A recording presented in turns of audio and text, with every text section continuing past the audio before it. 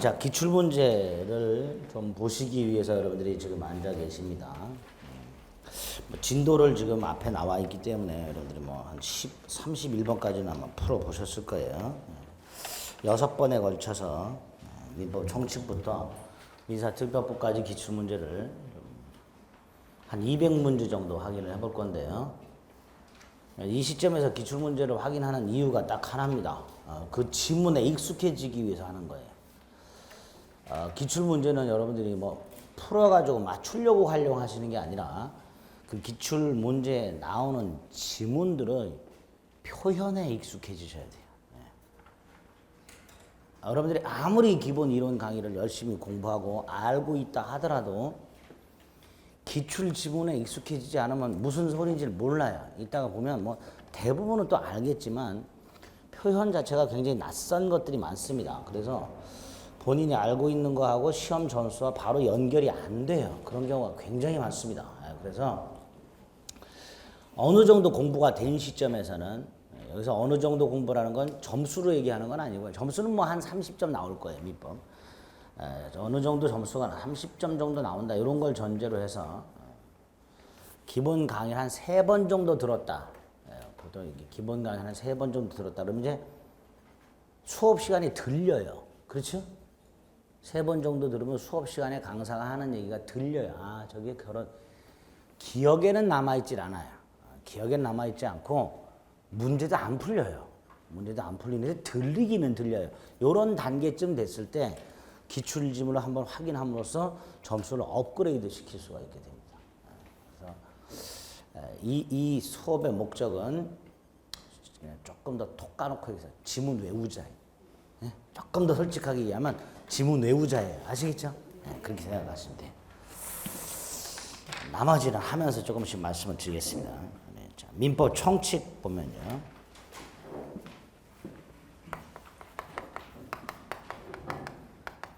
열 문제가 나오고요. 이 민법 총칙 10문제가 어디서 나오는지 먼저 머릿속에 딱 나오는 것이 딱 머릿속에 박혀 있어야 돼요. 나오는 게 어디에서 나오죠? 법률행위에서. 법률행위. 민법 총칙은 법률행위에 관련된 내용입니다. 자, 법률행위. 이 법률행위가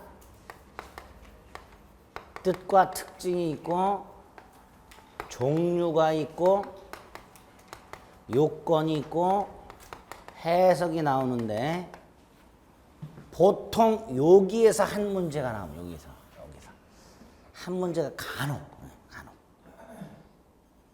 특히 이 종류와 관련해서는 단독행위 계약 구별하는 거 하고요.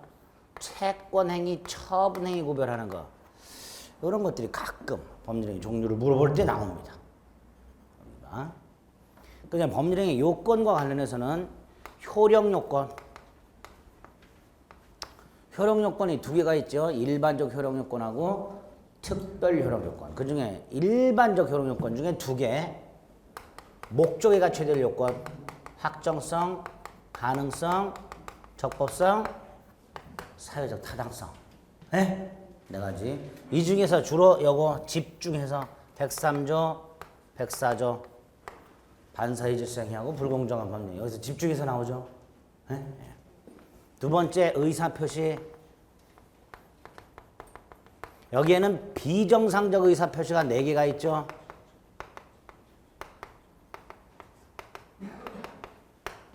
진위 아닌 의사표시, 허위표시, 착오, 사기강박. 여기서 시험 문제는 착오하고 사기강박. 이게 핵심이에요. 실제로 이 착오하고 사기강박이 재산상 법률에서 가장 빈번하게 발생하는 비정상적인 의사표시 형태입니다. 그래서 시험 문제는 여기에 집중이 되어 있고요.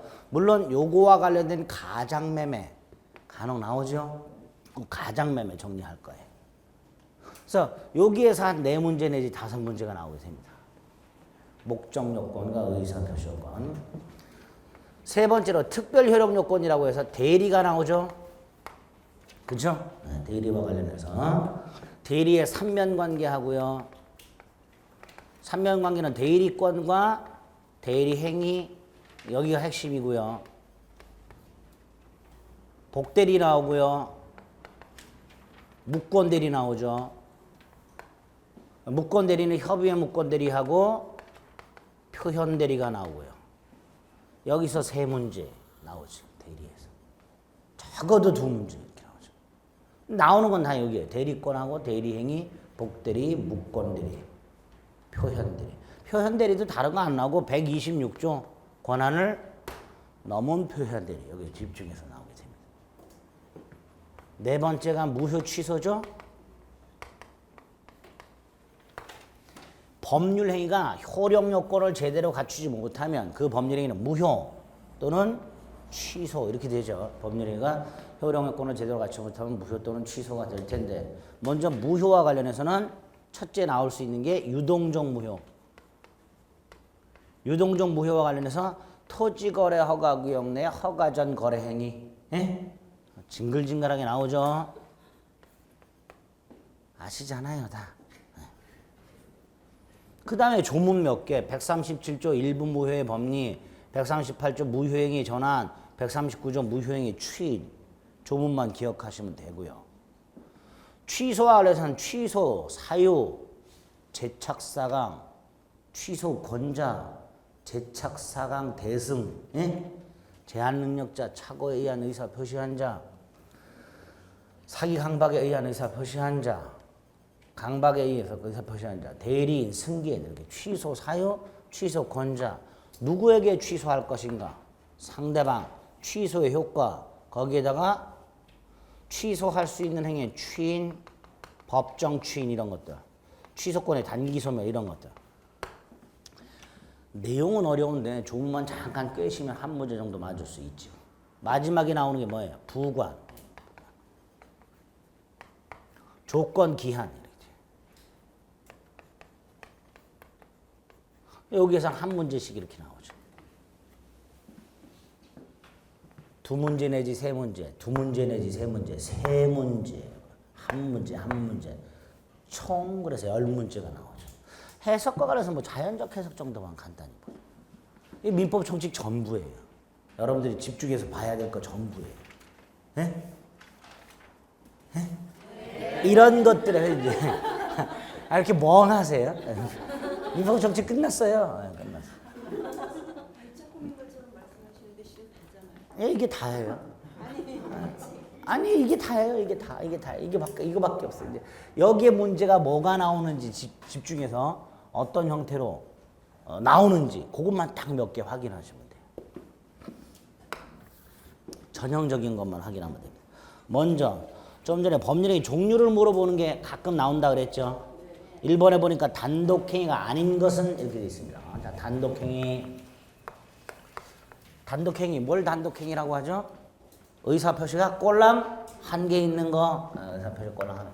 여기 두 가지 유형이 있죠. 상대방 있는 단독행위고 상대방 없는 단독행위가 있습니다. 상대방 없는 단독행위는 좀 외우자 그랬어요. 유언, 재단법인 설립행위, 권리 포기. 그 다음에 상대방 있는 단독행위는요. 대부분 형성권 생각하시면 돼요. 무슨 권? 형성권. 대표적인 게 뭐가 있죠? 취소, 해제, 해지, 추인, 철회, 동의 이런 것들, 채무 면제, 채권 포기 이런 것들. 이런 것들이 상대방 있는 단독행위다라고 생각하시면 돼요. 이거 아닌 거 골라라 그랬죠? 단독행위 아닌 거 골라라 그러면 계약 아니면 뭐예요? 합동행위. 단독행위 아닌 거 골라라 그러면 계약 아니면 합동행위 고르는 건데 눈에 팍 보이는 게 있죠? 1번 합의해제. 합의해제는 계약이죠? 예? 네, 합의해제. 그래서 1번처럼 단독행위가 아닌 것은 이라고 문제가 나올 때 답으로 나오는 게 두 개입니다. 하나가 합의해제하고요. 지금 봤던. 또 하나가 두 개. 뒤에 계약이라는 말을 안 써줘요. 합의해제 계약이고요. 매매 예약도 계약인데 뒤에 계약이라는 말을 안 써줘요. 계약이라는 말을 쓰면은 단독행위 아니라는 걸 누구든지 금방 알아요. 그러니까 계약이라는 표현은 절대로 안 씁니다. 절대로 안 쓰고 딱 요 두 가지. 단독행위 아닌 거 골라라 그러면 여기 두 가지 중에 하나가 답입니다. 너무 쉽죠 이런 것들. 그 다음에 2번. 요거는요, 이제 법률행위 종류 중에서 제가 두 가지 유형이 보통 나온다 그랬는데, 하나가 단독행위 계약 구별하는 거하고 또 하나가 채권행위, 처분행위 구별하는 건데, 자, 채권행위, 처분행위. 요렇게 구별하시라 그랬어요. 1월 10일 날 토지 매매 계약을 했다. 1월 30일 날 등기 서류 넘겨 주고 대금을 지급하기로 했다. 만약에 각과 을이 이렇게 계약을 했다면 1월 10일 날 각과 을이 토지 매매 계약을 했을 때 갑하고 을에게는 채권, 채무가 생기죠. 의무가 생겨요. 갑은 1월 30일 날 등기를 넘겨줘야 될 의무, 을은 1월 30일 날 대금을 지급해야 될 의무. 이렇게 의무를 부담하는 행위를 채권행위라고 해요. 의무를 부담하는 행위를 채권행위라고 합니다. 두 번째, 대부분의 채권행위는 계약을 말하는 거죠. 이렇게 토지 매매 계약, 이게 대부분의 채권행위. 그렇죠? 채무, 인수와 같은 이런 것도 채권행위가 된다. 그래서 뭔가 법률 행위를 했는데 그 법률 행위를 했을 때 당사자에게 의무가 생기고 이걸 나중에 이행을 해야 되는 그런 문제를 남기는 행위를 채권 행위라고 부른다. 이렇게 연결하시면 되고요. 반면에 1월 30일 날 갑이 을에게 등기를 넘겨주고 을이 갑에게 대금을 지급하면 각과 을은 더 이상 할 게 남질 않지요. 권리를 종국적으로 이전시켜줘요. 이런 걸 처분행위라고 하게 된다 그랬습니다. 처분행위는 두 가지가 있죠. 물권행위와 준물권행위. 이거 구별하라는 문제 나온 거예요. 지문에서는 촌스럽게 채권행위를 골라라 이렇게 안 나왔죠. 뭐라고 나왔어요? 의무 부담행위가 아닌 것은 뭘 고르라는 거예요? 처분행위 고르라는 거예요. 의무 부담행위가 이퀄 채권행위니까 채권행위가 아닌 것을 골라라. 그럼 계약 일단 다 빼야 돼요. 계약은 채권행위니까. 그렇죠? 1번에 교환, 2번에 임대차 계약이죠. 4번은 아예 주택 분양 계약이라고 해줬네요. 얼마나 고마워요. 빼주면 되죠. 그렇죠? 재매매 예약, 매매 예약 아까 뭐라 그랬어요? 계약이라 그랬어요. 그럼 1, 2, 3번 자연스럽게 빼지네요. 남는 거 하나 남았네. 뭐? 채권량. 그래서 제가 수업 시간에 준물권행위, 처분행위 중에서 준물권행위 두 개를 꼭 외워주세요 그랬어요. 채권양도하고 채무면제하고. 외우는 이유는 채권행위가 아닌 것은 해서 답으로 간혹 등장한단 말이에요. 이 두 놈이. 채권양도와 채무면제가 다음 중 채권행위가 아닌 것을 골라라 라고 할 때 답으로 종종 등장합니다. 그래서 이거 좀 외워달라 이렇게 말씀을 드렸습니다. 이렇게 1번, 2번 두 개를 통해서 법률행위 종류 중에서 단독행위 계약하고 채권행위, 처분행위 나오면 풀어내실 수 있어요. 3번 같은 게 짜증나요. 이렇게. 법률행위 종류에 관한 연결이 틀린 것은 이건 다 물어보는 거예요. 법률행위 종류와 관해서 거의. 자, 1번 채권행위. 그나마 아는 게 하나 나왔네요. 교환, 계약이죠. 근데 잘 보시면 2번에 지금 동그라미 부분에 교환이 있었죠. 예? 2번 문제가 뭐예요? 의무부담행위가 아닌 것은이죠. 그 중에 동그라미 번호 교환은 의무부담행위, 즉 채권행위죠. 그걸 3번에서 또 물어본 거예요. 기출문제의 특징이 이렇습니다. 나온 걸 또 물어보고 또 물어보고 그렇습니다. 그래서 기출문제를 확인하는 두 번째 이유 중에 하나도 두 번째 이유가 나왔던 거 확인하게 되면 올해 시험장에서 여기서 봤던 것들 중에 최소한 한 3, 40% 이상은 만나게 돼요. 똑같은 질문 최소한. 그래서 기출문제만 확인해도 꽈락은 넘깁니다. 뭘 넘긴다고요? 꽈락을 넘겨요. 민법은. 이따 보면 짜증날 정도로 반복되는 질문들도 있어요. 이거 그만 좀 나왔으면 싶을 정도로. 예. 그렇게 반복이 되니까. 어쨌든 3번, 1번 채권행위는 계약을 말하는 거, 교환 맞죠? 그 다음에 상대방 없는 단독행위, 계약 해지. 아이고 답 골라지. 아까 상대방 있는 단독행위, 형성권이 있다고 그랬죠? 형성권의 대표가 뭐예요? 해지. 해지. 답은 2번이겠네요. 3번 처분행위라고 되어 있는데 처분행위 이거 말하는 거죠. 물권행위, 준물권행위. 자, 물권행위는 물권을 전국적으로 이전해주거나 설정해주는 걸 말합니다. 저당권 설정, 지상권 설정 같은 걸 전형적으로 처분행위 중 물권행위 이렇게 될 거예요. 3번은 처분행위 중 무슨 행위? 물권행위. 반면 이제 4번, 5번은요. 출연행위하고 비출연행위라는 개념이 있죠. 법률행위 중에 출연행위는 행위자의 재산이 감소하면서 동시에 상대방 재산이 증가하는 게 출연행위고요.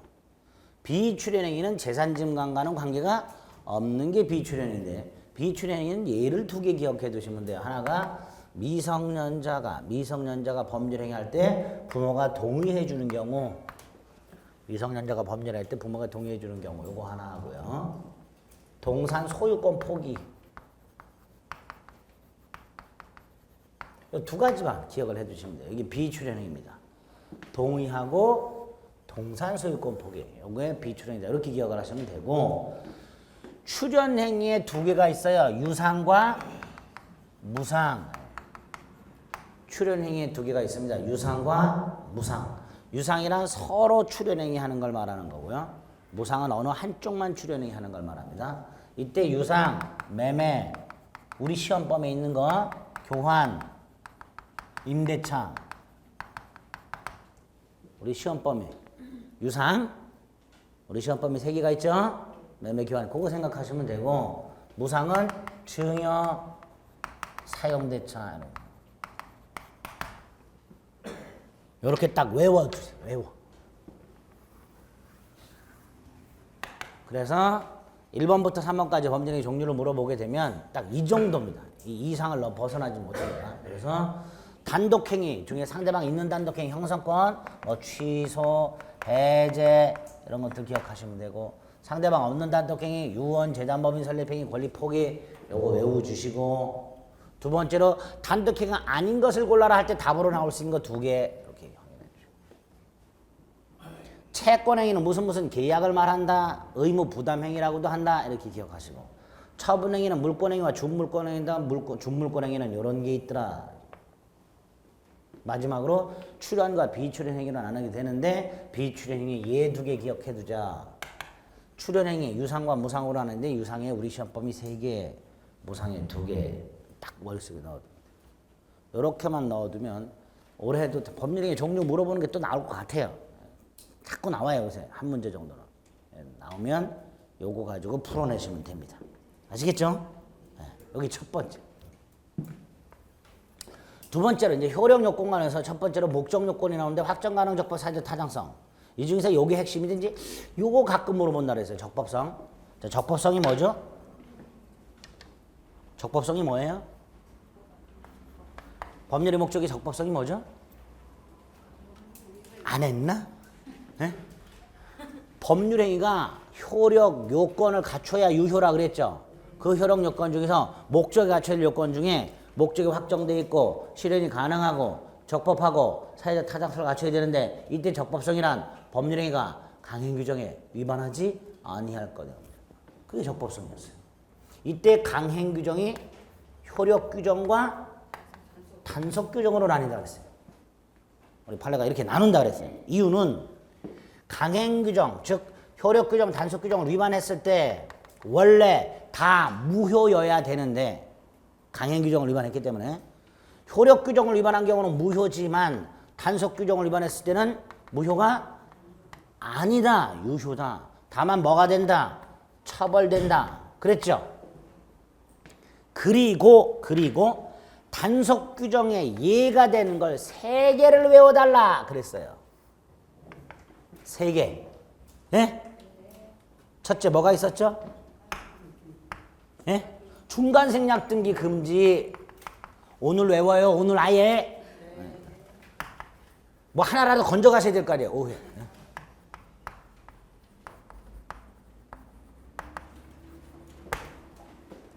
그래서 이 오후 특강은요. 이게 졸리기 때문에요. 뭘 건져가지를 못해요. 2시간을 앉아서 열심히 듣고 났지만 일어나면은 멍해요. 뭘 들었는지 몰라. 왜? 졸았기 때문에. 점심 먹었거든요. 졸려요. 뇌에서 자라 자꾸 그래요. 본인도 모르지만 졸려요. 더군다나 민법을 하고 있단 말이죠. 안 졸릴 수가 없어요. 그러니까 몇 개만 건져가겠다는 소박한 마인드로 앉아 계세요. 내가 2시간을 가열차게 들어가지고 뭔가 민법 실력을 확 상승시켜야지 라는 원시적 불능 이런 건 생각하지 마시고 이건 처음부터 불가능하니까 이런 건 기대도 하지 마세요. 그냥 졸다 몇 개 건져가자 이런 마인드로 앉아 계세요. 아시겠죠? 네, 지금 건져가야 될 게 이거예요. 외우자 이거. 두 번째 외워야 될 게 이거. 두 번째 포괄적 1인 매매 약정 금지 규정.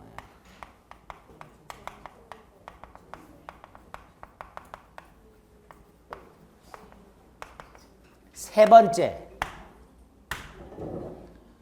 주택 재건축 조합원 자격에 관한 규정.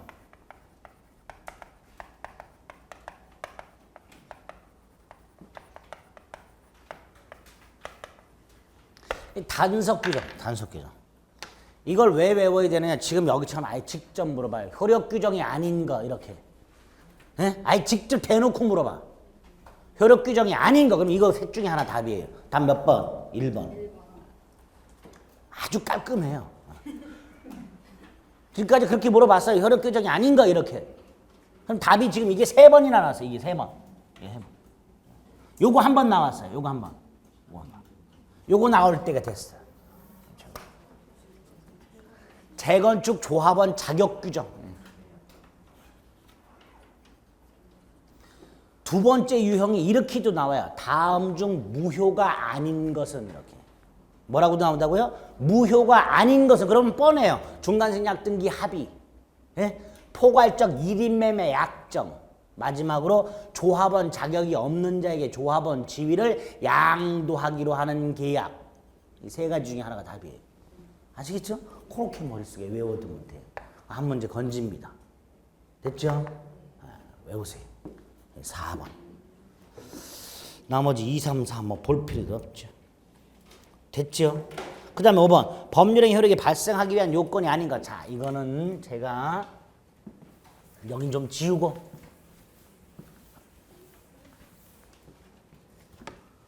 법률행위에 이 틀을 머릿속에 좀 기억하시라 그랬었어요. 법률행위 요건이 2개가 있었어요. 성립요건하고 효력요건하고. 그리고 이 성립요건, 효력요건이 각각 2가지씩 있다 그랬습니다.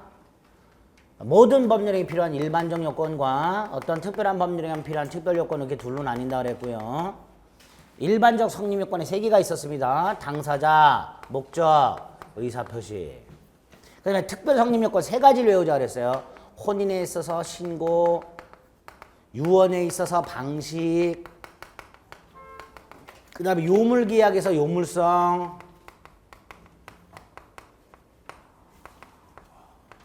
이때 이 요물계약의 요물성 대표적인 예가 하나 있죠. 뭐 계약금 계약의 계약금 수수.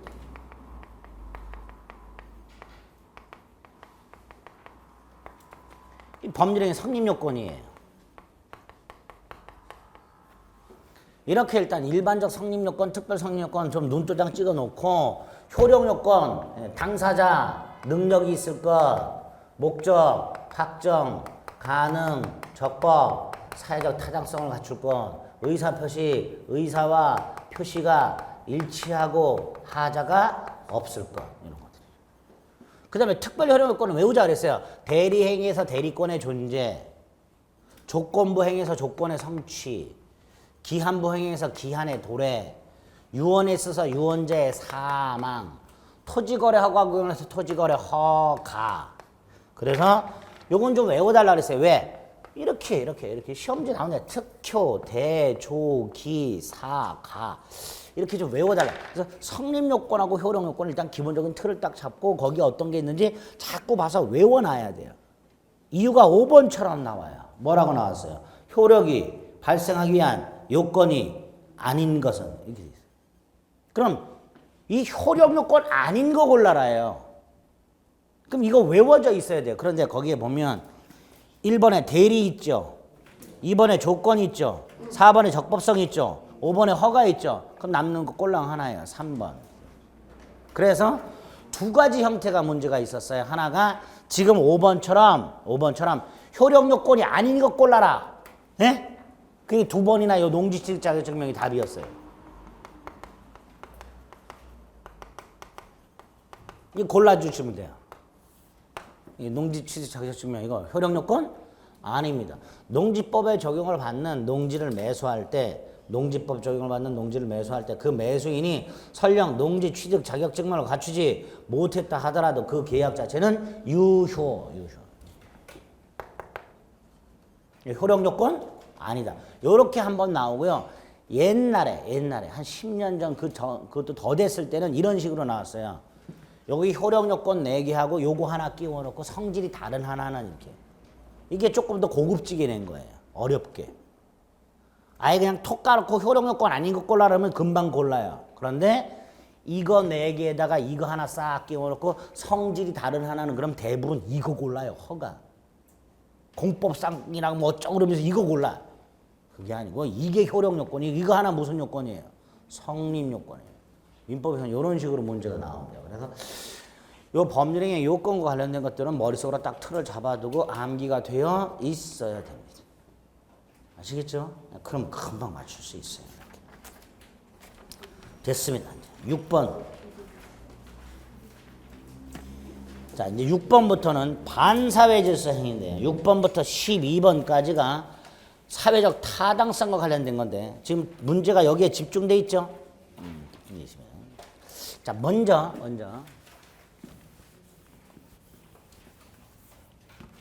이 사회적 타당성 관련해서는 6번부터 6번, 7번, 8번, 9번까지 103조와 관련해서요. 반사회 질서 행위인 거 아닌 거 먼저 이게 가장 첫 번째예요. 우리 대법원이 이건 반사회 질서 행위다. 이건 반사회 질서 행위가 아니다. 라고 한 것들을 머릿속으로 여러분들이 독자적으로 구별하셔서 절대로 안 되고요. 법원이 구별한 걸 외워야 돼요. 근데 이거 무지하게 많죠. 안 많아요? 이거 언제 다 외워? 반사회 질서 행위인 것만 해도 한 100개가 될 거예요. 교과서에 나오는 거. 자, 우리는 딱 시험에 적합하게. 뭐에 적합하게? 시험에 딱 적합하게. 반사회 질서 행위 아닌 거. 요것만 딱 몇 개 외웁니다. 반사회 질서 행위 아닌 거. 첫째. 비자금을 조성하는 행위는 반사회 질서 행위라고 했어요. 근데 이 조성된 비자금을 소극적으로 인치, 차명 계좌를 통해서 예금을 해놓거나 홍준표 지사처럼 대여금고에 넣어놓거나 이런 걸 소극적 임치라고 해요. 이건 반사회 질서 행위가 아닙니다. 두 번째로 전통 사찰의 주지직을 돈을 주고 사는 건 반사회 질서 행위예요. 근데 그 사람을 주지로 임명하는 거. 이건 반사회 질서 행위가 아닙니다. 세 번째로 세금 회피 목적. 세금 회피 목적 무슨 다운 계약서 작성 같은 거 있죠? 세금 회피 목적이 어쩌고 저쩌고 이런 것들은 반사회 질서 행위가 아니다. 이렇게. 세금 회피 목적의 행위 이런 것들 반사회 질서 행위 아니고요. 네 번째로 강박이란 말이 나오는 경우. 법률행위 성립 과정에 강박이라는 불법적 방법이 사용됐다 이런 말이 나오는 게 있어요. 이거는 강박이 따로 있죠. 강박 나오면 빼요. 두 번째로 이 강박을 국가가 하는 경우가 있어요. 이거를 국가가 강박했다 이렇게 안 나오고 국가의 위헌적 공권력 행사 이렇게 나와요. 뭐라고 나온다고요? 국가의 위헌적 공권력 행사.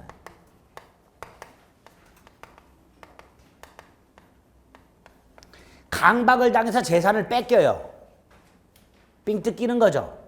그 삥을 국가가 뜯어요. 그게 이거예요. 국가가 공권력을 동원해서 재산을 강제로 뺏어버리는 거예요. 그걸 이렇게 말을 해요. 국가의 위헌적 공권력 행사. 어쨌든 이 두 가지는 강박이라는 제도가 따로 있어요. 그렇죠? 강제 집행을 면하기 위하여 허위로 뭐뭐 하는 행위. 이거 허위 표시가 따로 있죠. 허위란 말 나오면 108조 허위 표시가 따로 있어요. 반사의 질서행위 아닙니다. 마지막으로 부정행위를 용서받는 대가로 재산을 처에게 양도 이 말 나와요. 남편이 부정한 행위를 저질렀는데 그걸 용서받는 대가로 부인한테 부동산을 양도하면서 뭘 제한을 붙여 뭐 이런 게 나와요. 아름다운 일이죠 이거는. 그렇잖아요. 부인한테 용서를 빌면서 재산을 넘겨주니까 우리가 볼 땐 절대로 반사의 질서가 아니 아름다워. 이렇게. 아, 용서도 받고 뭐 이렇게 외웁니다. 6개. 시험 문제 잘 나오는 거죠. 요것만 알면 반사의 질서 행위인 거 아닌 거 거의 대부분 골라질 수 있습니다. 예? 진짜로 확인해 보겠습니다. 6번. 반사회적 법률 행위로서 무효가 아닌 것. 짜잔. 5번. 강제집행 허위. 예? 예. 특히 이 5번은 반드시 기억해야 돼요. 너무나 많이 나왔어요. 너무나. 1번. 강제집행 허위. 7번은 반사회적 법률의 무효가 아닌 거. 아이고 짜잔. 4번 중간생략 등기. 이건 아까 유효라 그랬죠. 예? 적법성에서 나왔던 거. 여기 있네. 여기. 그렇죠? 유효. 보여요? 네, 보여. 답 4번이네요. 그렇죠? 8번 반사회적 법률행위에 해당하지 않는 거. 5번 보니까 부정행위 용서 나왔네. 예, 부정행위 용서. 5번. 예? 이해하지 말고요. 외우잖아요. 예? 시간을 줄여야 되잖아요. 시험장에서. 이런 거 나오면 천년만년 읽고 있어. 과도하게 중한 위약벌 약정. 위약벌. 고민하고 앉아있어 혼자. 7번 2번 불륜관계의 종료를 해제. 이게 뭔 말인지 몰라. 불륜관계의 종료를 해제 조건으로 한다는 게 뭔 말이에요? 이게 뭐요? 이러고 앉아있어. 몰라요. 이게 뭔지. 그러면 하염없이 그 의미 이해하려고 쳐다보고 있어요. 답은 못 고르고. 그러면 안 돼요. 외워야 돼요. 외우고서 보자마자 그냥 딱 찍으면 돼요. 이거 이해했다 그래서 누가 합격적이다 금태 안 둘러줘요. 그러니까 외워. 이렇게 외우는 거예요. 나머지는 반사의 질서이다라고 딱 생각하시면 되는 거예요. 8번에 5번이죠. 9번 봅니다. 반사회 질서 법률 행위에서 무효라고 볼 수 없는 걸 모두 고르래요. 벌써 기억, 소극적 임치 보여요? 기억, 소극적 임치 보이죠? 디귿 강제집행 허위 보이죠? 리을의 세금 회피 보이죠? 그럼 일단 기억, 디귿 리을이죠? 그거밖에 없네요. 4번. 예? 네, 4번밖에 없어요. 간단해요. 뭐 고민하고 자시고 할 게 없어요. 잘 나오는 거 요것만 딱 외워두면 이런 반사회적 법률 행위 인가 아닌 거 고르는 건 다른 건 아마 다른 문제도 한번 풀어보세요. 풀리나? 거의 다 풀립니다. 그러니까 교과서 줄줄이 막 천년만년 읽고 그럴 필요도 없어. 이거 외워요. 아시겠죠? 끝. 네. 그 다음 이제 10번. 반사회 질서에서 두 번째로 봐요. 이게 이제 좀 짜증나요. 10번이.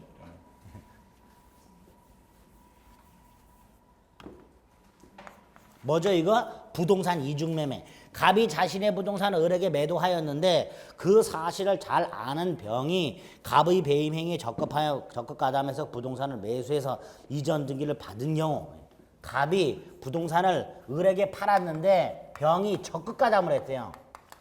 원래 적극가담이란 말이 없으면 병이 소유권을 취득하지요.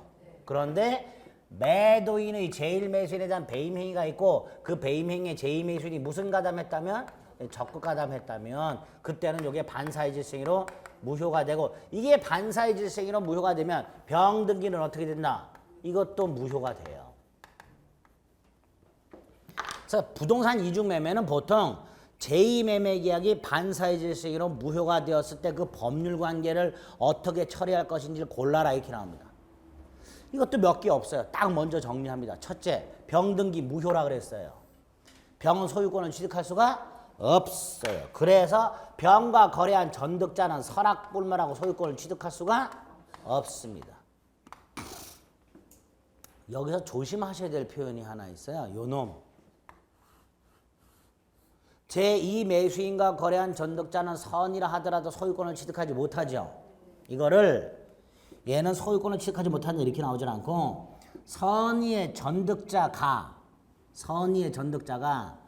갑병 매매의 유효를 주장할 수는 없다 이렇게 나와요. 질문이. 예?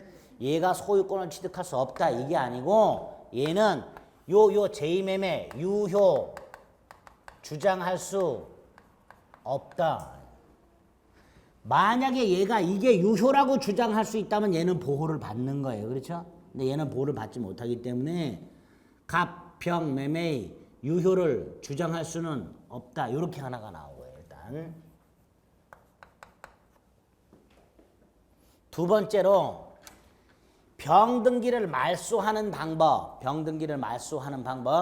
갑이 병에게 직접 말소 청구할 수 없고 을도 병에게 직접 말소 청구할 수 없고 을이 갑을 대위하여. 제일 많이 나오는 거죠 이게. 갑이 병등기를 직접 말소 청구할 수 없고 을도 병에게 직접 말소 등기 청구할 수 없고 을이 갑을 대위하여 말소 등기 청구할 수 있어요. 이것만 나오죠. 일단 요 두 가지가 가장 중요해요. 이중매매에서. 제2매매계약이 반사의 질성으로 무효가 되었을 때 우리 복잡하잖아요. 법률관계가. 법률관계가 복잡한데 다른 건 다 잊어버려도 되고 딱 두 가지만 머릿속에 기억해도 돼요. 일단은 첫째가 전득자는 선악불문하고 소유권을 취득할 수 없다는 거 하고 말소를 직접 청구할 수 없고 대위해서 말소 청구. 이거 하나. 그 다음에 조금 추가할 게 이거 하나죠. 을이 요 제2매매계약을 채권자 취소권 행사해서 뭐 할 수는 없다.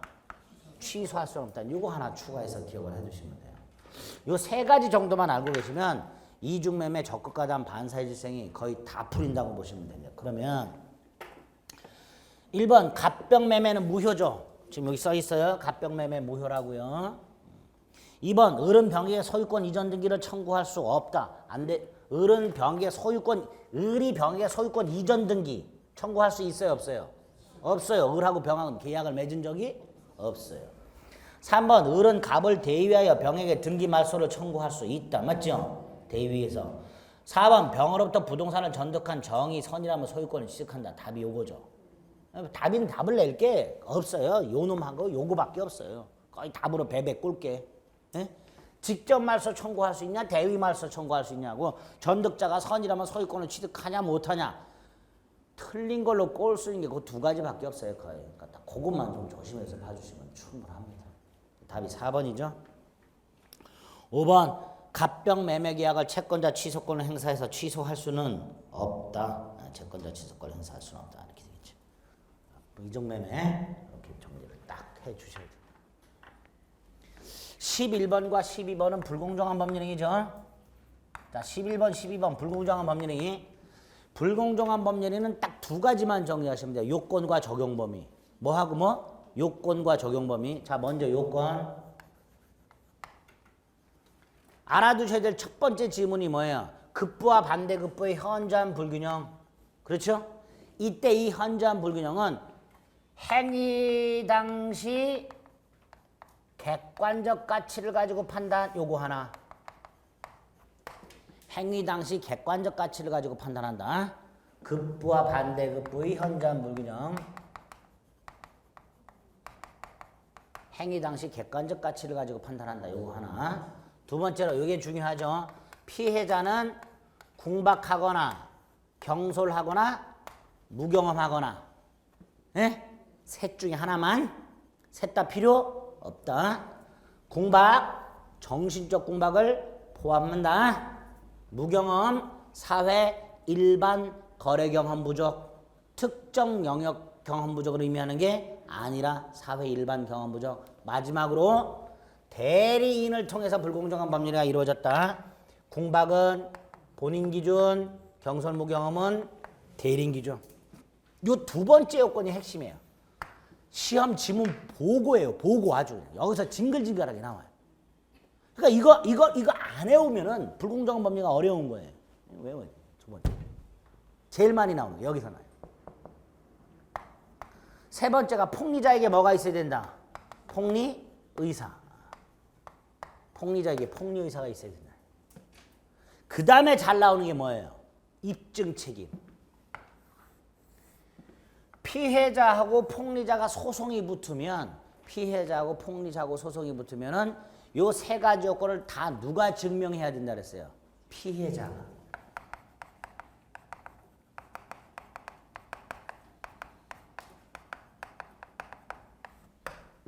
피해자가 입증 증명해야 된다는데 소송에서 입증 증명이 나오면 뭐하고 바로 연결시키자? 추정.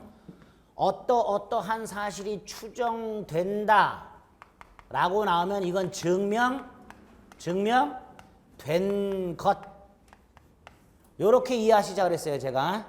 앞으로 어떠한 사실이 추정된다 라고 나오면 그 사실은 증명된 거기 때문에 따로 증명이 필요가 없어요. 그러면 그걸 이리 끌고 오면 피해자가 이거를 증명을 했을 때 급부와 반대급부의 현저한 불균형을 증명을 했을 때 이거를 추정을 하면 증명이 필요가 없단 말이죠. 그런데 좀 전에 피해자가 전부 증명하라 그랬죠. 그러니까 추정되지 않는다라고 해야 돼요. 굉장히 중요하죠. 급부와 반대급부의 현저한 불균형이 있다 하더라도 피해자의 궁박 경설 또는 무경험이나 또는 폭리자의 폭리의사가 추정되는 것은 아니다. 이 요건이 제일 중요해요. 두 번째 효과는 됐고요. 효과 중에서는 요것만.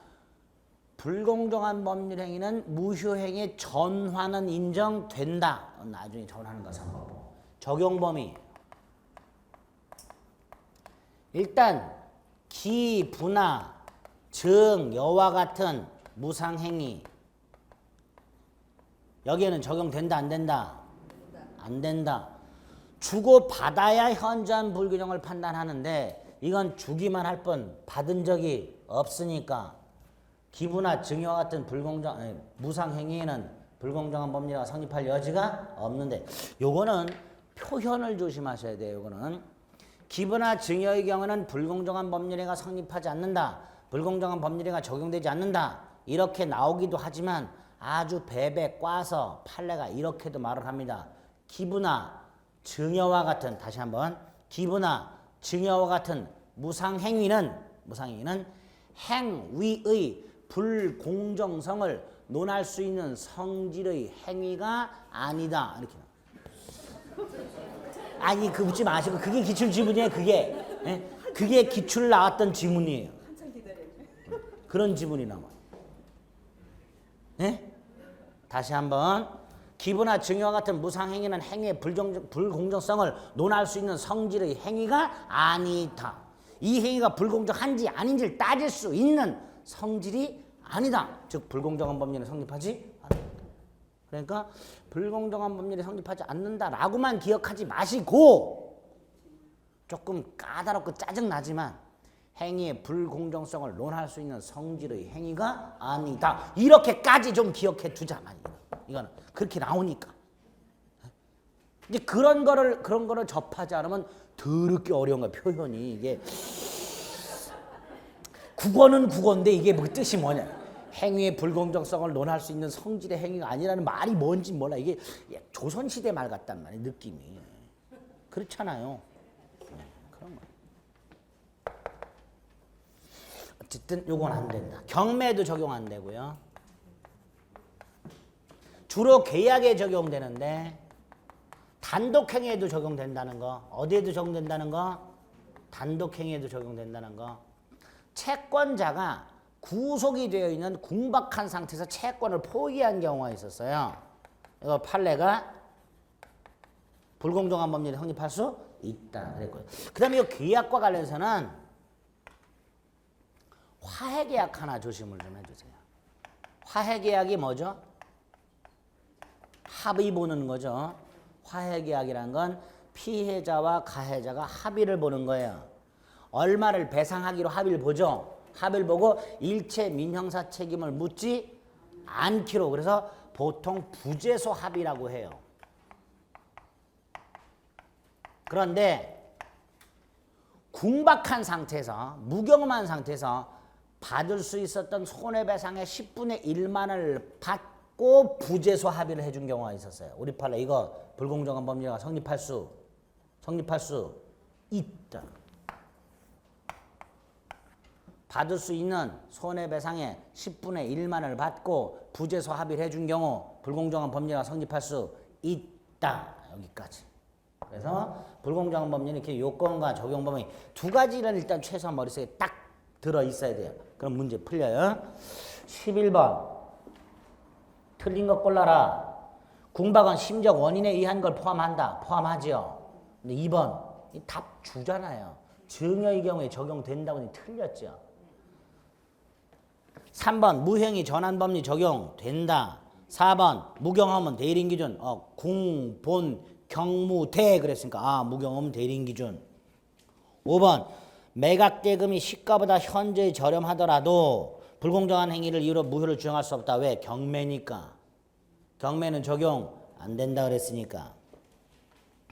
12번에 1번. 무경험이란 거래 일반 경험 부족을 말하는 것이 아니라 벌써 틀렸죠. 무경험은 거래 일반 경험 부족을 말합니다. 예를 들어서 대부분의 사람들이 해봤음직한 걸 안 한 걸 말한 거예요.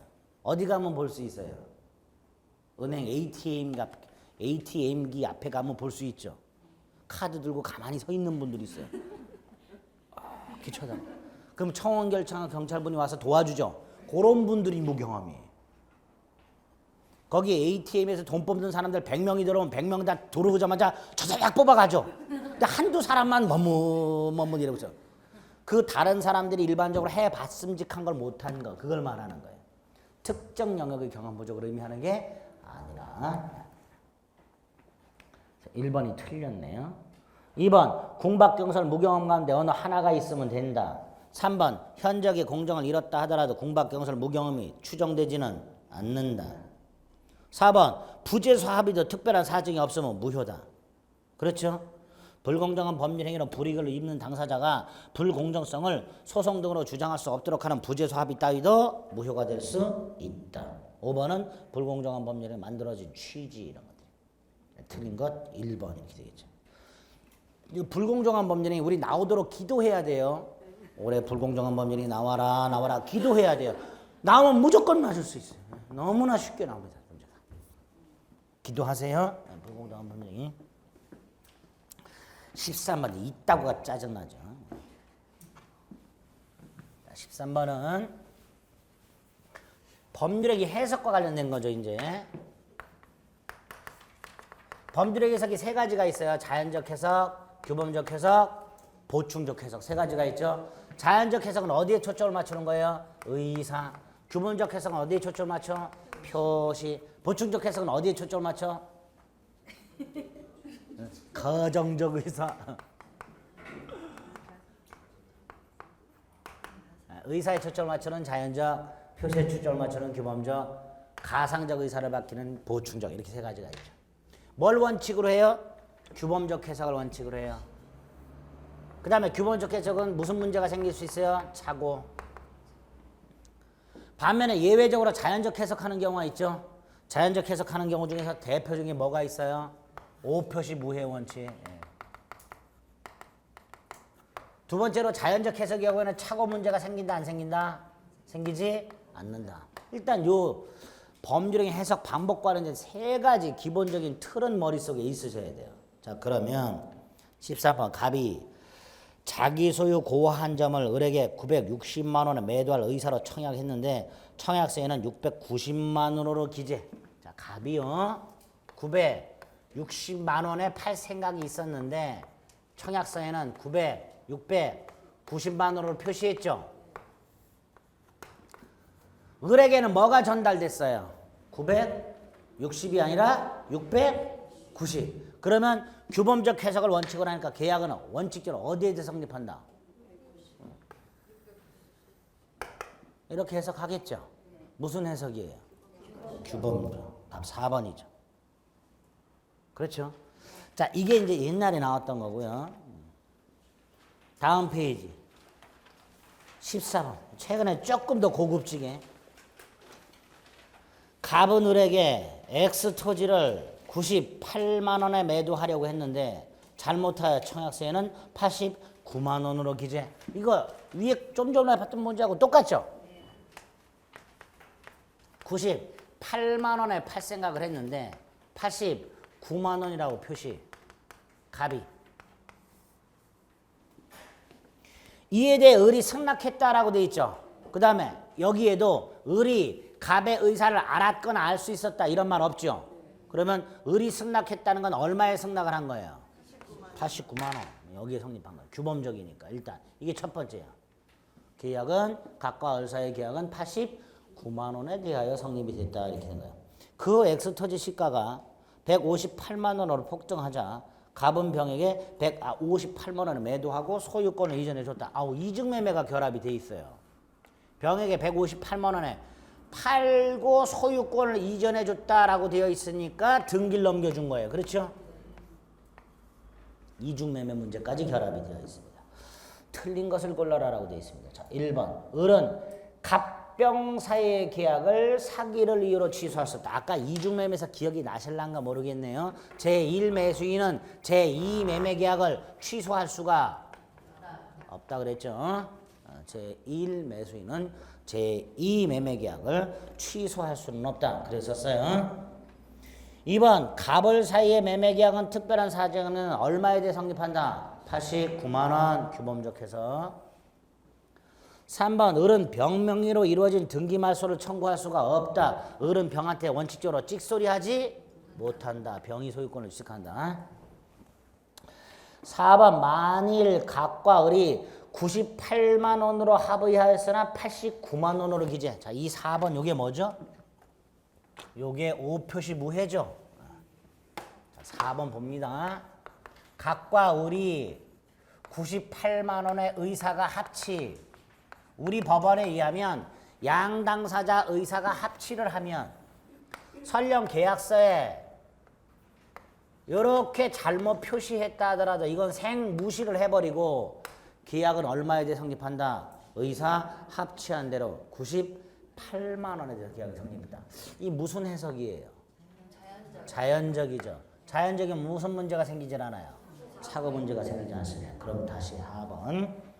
갑은 착오를 이유로 계약을 취소할 수가 없다. 옳은 지문이죠. 5번. 만일 갑의 배임행위에 적극가담한 병. 자, 얘가 적극가담을 했어요. 적극가담을 했다면 갑병 매매는 무효죠. 그런데 적극가담은 병으로부터 선의의 정의 소유권을 지켰다. 선의의 정의 소유권을 지켰다. 얘 소유권 취득한다 못한다? 못하죠. 뭐라고 돼 있어요? 정은 갑병 사이 계약의 유효를 주장할 수 있다. X. 아까 촌스럽게 정은 선이라도 하더라도 소유권 이렇게 안 나오고 얘가 요 유효를 주장할 수 있다. 이런 식으로 표현이 나온다. X.